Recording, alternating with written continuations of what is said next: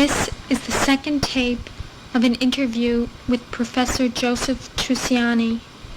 The interviewer is Deirdre Hoar. This interview is part of the Lehman College Bronx Community History Project. Today's date is Saturday, November 13th, 1982. I'm interviewing Professor Tusiani in his home at 2140 Tomlinson Avenue in the Bronx. Okay, you were telling me about the Belmont area. Yes. And this is the 1950s. Yes. When you first Yes. moved in, yeah. My greatest experience there was the fact that the oldest resident lived in my building, and he was from my town, my son, and he has become a main character in my novel. He was Coco. Coco died last year at the age of 102. And he died on his birthday. And he was a wonderful man. So I did not need books to understand Italy and the Italians or the Americans. I needed only that man. He would tell me everything about the area. He would tell me how, at the beginning of the century, very beginning of the century, there were very few houses here. And all the Italians used to go for a picnic to come here, more or less, near Pella Bay, you see, with mandolins and guitars, and they would pick those some special weeds that they season in vinegar. Dandelion? No. We call them in dialect sabezud, which comes from salso, salato. And so there are special weeds, I don't know. In the marshes? Yes, in the marshes, yes. And they season them in vinegar. Yes. And they peel them first. They season them in vinegar. And they would go for that. And then he opened the first bakery in the section. And this bread was so good that from even other towns, they came to buy Coco's bread. And his hands were a bit deformed because of the much dough that he had to handle. And he was illiterate, but at the age of 70 or 80 when I met him, he decided he should learn how to write and read. So on his own, he learned how to write and read on his own by asking people, what is this letter? Is it an O or an A? And then he was a bit deaf, so he was screaming, is it an O or an A? So when he knew that a paisano, a professor, was in his building, so he said immediately, I'm going to bother you once in a while. I must come to ask you if a word, what a word means. And so every day he would come down with a list of words from the Progresso, words that he could not understand, but he was able to read the Progresso after a few years. And he learned the Roman numerals, and it was a magnificent man. So simple, so serene, and he was really the patriarch of the area. Then you must be familiar with the PS 45. Right. You know that across the street from the school there is a tiny strip of land attached to the building where the statue of Columbus is. Just across the street from PS 45. It's a tiny strip. You will see it when you pass by. Since it was the tiny strip of land, he went to the authorities of the school and said, could I have that piece of land? Just I would like to plant some tomatoes, the Italian way. And so he was in his 80s, and the principal said, well, of course, plant anything you want. And you will see him at 5 o'clock every morning there, watering his tomatoes, putting things, and then even planting some flowers that he could offer to the principal's wife to show his gratitude. And then many children, of course, children would go there at the last moment, would destroy some of his tomatoes by jumping the fence, and he was furious. But he was the patriarch of the area, and really the symbol of Italy, the laboriousness of the Italians, a magnificent worker. And he died last year at the age of 102, on his birthday. But he, when he came, was he born here in the States, or was he born in Well, he Italy? was born in Italy. He came here in his 20s. And then, you see, he refused to become an American citizen. Because to him to become an American citizen meant to betray Italy. One must have one country. So he was loyal to America, but he was not an American citizen. And so when he heard that Italy had declared war, for the First World War, he left America, he went to Italy, he joined the army to fight. And then he came back. Huh. Yes, he had to do his duty as an Italian, so he left. Then he got married, his wife came here, and then he had a few children. What kind of, he was a baker then when he first came over? Yes. He was a baker? Yes, he started, I think, as a baker. And then he worked. Do you know which bakery he had? I don't know, the Coco's Bakery, I don't know, but this was at the beginning of the century. Then when he became old, his bakery was no longer there, and then he helped in another bakery. So a part-time work, I suppose, but he worked until he was 90. Yes. But then he was able to read the Progresso, and he knew his Roman numerals, as I was telling him. So a wonderful person. And they didn't just, the same building, from the same company. Yeah. Well, do you think that, I don't know, maybe he might have seen this too since he lived there for so long.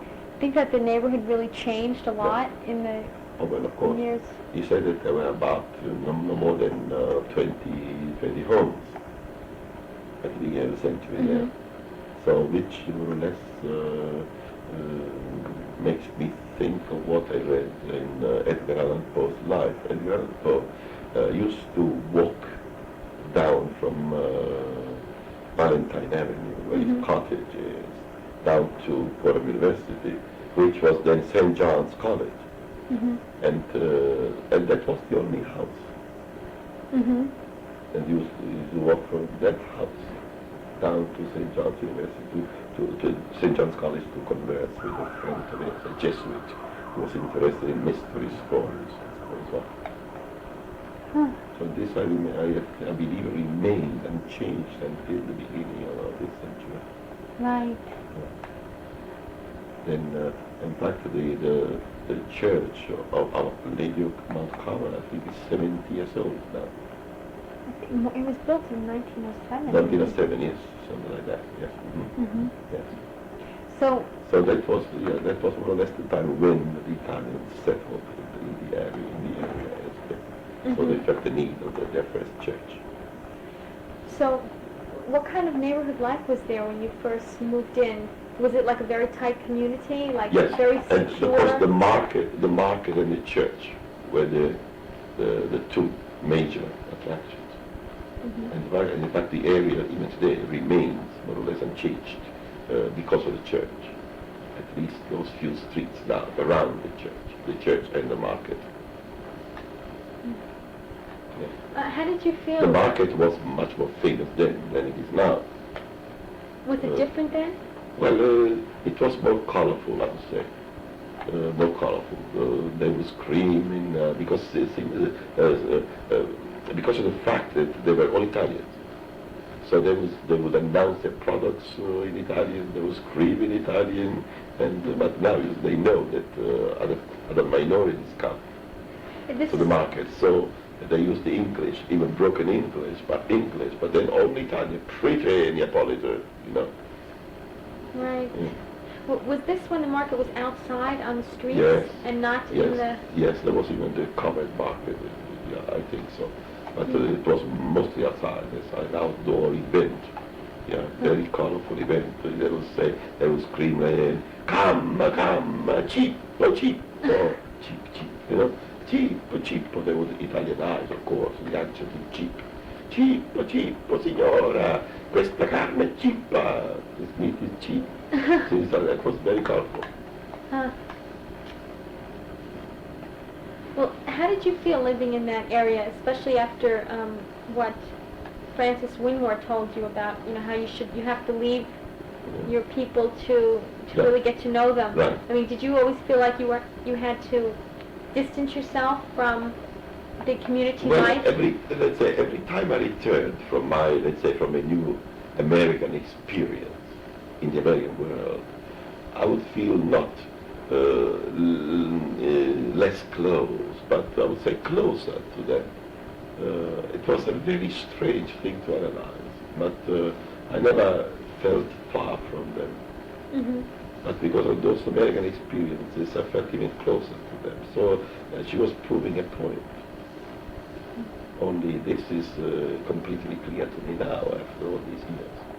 Now, for instance, perhaps without that experience today, I would not have thought of writing this novel. Mm. But now everything comes to its focus. What do you think with Belmont area in terms of how it's changing now? A lot of other minority groups are moving in, and probably have been for the past 10 years. 10 years, At the yes. time you were living Yes, there, it was yes. They were beginning, yes. Other minorities were beginning to move in. The Albanians, especially. But I don't know. I think the Italian reaction can be proved by the fact that many people that I used to see in that section are now here, in this section where I live. So I meet old faces every day. So they tell me that they moved, they're afraid, and no, it's not safe any longer, and so they're all here now. And perhaps this is what creates this panic, creates this desertion. Mm-hmm. And so they disband, they go. Mm-hmm. They don't say, well, let's be here because we are threatened, so that they go. And so in fact all those old faces are here. I see them here. Mm. I don't know if they say that this is considered now the safest area in Bronx, Mm-hmm. Morris Park area section. I don't know if that is true, however they are here. Well, do you think that they have any kind of inborn prejudices against these other groups like blacks and Puerto Ricans that are moving into the area, or? Well, perhaps that prejudice exists, of course, I suppose so, but so now we are going back to education. Right. But perhaps there are innate prejudices, and but you see, don't forget that the Italian has worked very hard to buy a home here, because to us Italians, a home means everything. Okay. Now, and when you see a home devalued or threatened by the presence or the nearness of people who do not take care of their homes and who destroy things, of course, you must understand this reaction on their Mm-hmm. part. And so if they panic, they go elsewhere. Mm-hmm. Mm. Perhaps they think in practical terms. I'm sure that they would accept any minority if these minorities, tra poco, ma if these minorities were within the limits of lawfulness and I don't know. Well, don't you think that there is, though, a basic difference in cultures, Yes. the clashing of cultures? Yes, definitely. Even that. But after I'll say a number of years in this country, an Italian succeeds in assimilating something of the American life, of the so-called spirit or letter of democracy, and so they would be inclined to take the other minorities. But then when they see that something about those minorities does go against their interest, their culture, then the clashing is inevitable. Right. Well, right now, like, that neighborhood is pretty much known, at least in all the newspapers, as being like very safe, that the Italians are really, protecting the area. Do you think But that's it's a true? very small area.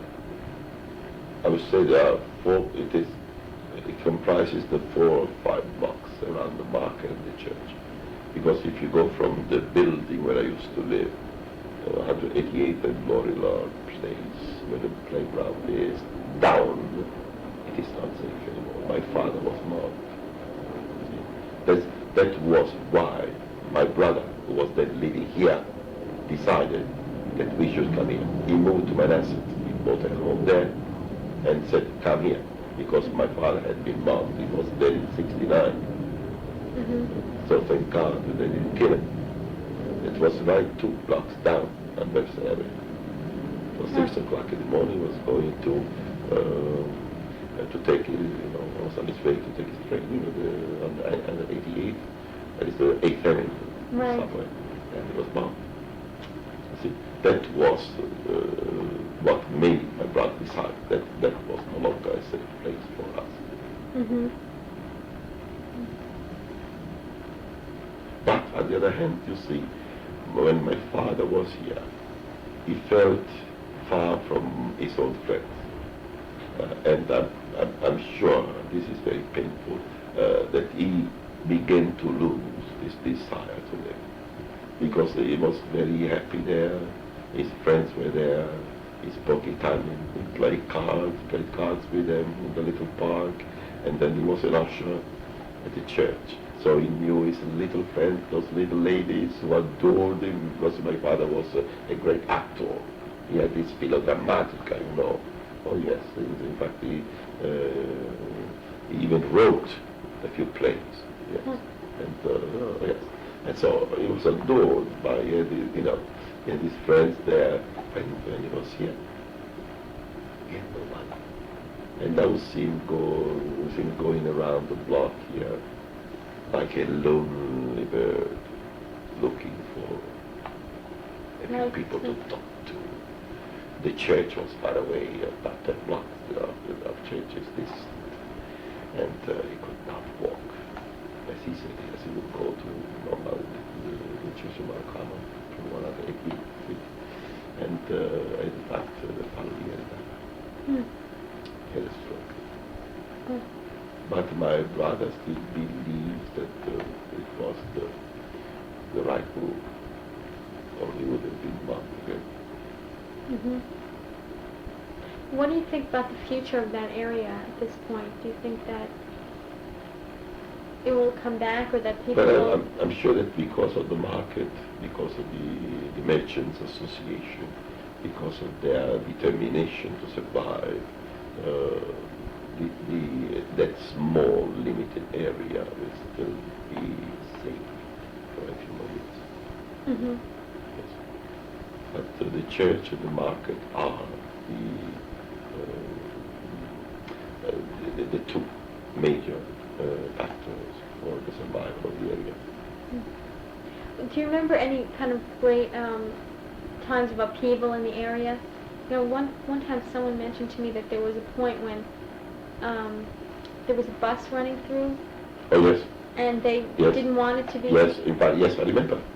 And they won. Can you tell me more about that? And they won, yes. At bus, I think number 3, yes, used to pass, ride along the 187th. Yes, I was there. And then all of a sudden that bus was forbidden. I don't know, there was a petition, I don't know how many influential Italians, got in, but the bus did not come anymore. Why? Well, because there were several painful incidents. So these minorities, people from other areas would stop there, go around the market, steal, frighten old people, old ladies, and so perhaps they realized that it was the beginning of some lack of safety, some danger, and so I don't know what moved those people, those merchants, to act, but the bus was stopped. Was there like a riot, some kind of riot or something at one point? Oh, someone I don't know. mentioned to me I even heard that a young boy, a young man was killed. Really? Yes, yes, yes, in the little park there. And perhaps to avoid the recurrence of these tragic incidents, perhaps it was the best thing to do. Right. I think that's really good that there's a sense of wanting to preserve. Oh yes. Oh, Yeah. they are united. Yes, there is some compactness, and all this definitely, which is good. Otherwise, the area would perish immediately. Okay, do you want to talk to me about anything else right now? Would you like to What? add anything to? Well, all these things, as I was telling you, will come in this novel about. I intend to write a trilogy. In the first part, which is called La Parola Difficile, the difficult word, I'm describing my adventure here. I cover the first 10 years of my life in America. So the problem, La Parola Difficile is Papa. My trauma, that word, the man that I had to discover and love. Then the second part of the trilogy would be La Parola Nuova, the new word, which has to do with my brother's success story, but a success story seen not as a story. There are so many success stories in America, the American dream and so forth, but as a conflict between first and second generation. Because you see, he became what he is today, perhaps because he slowly but adamantly rebelled against what he had been taught in an Italian home.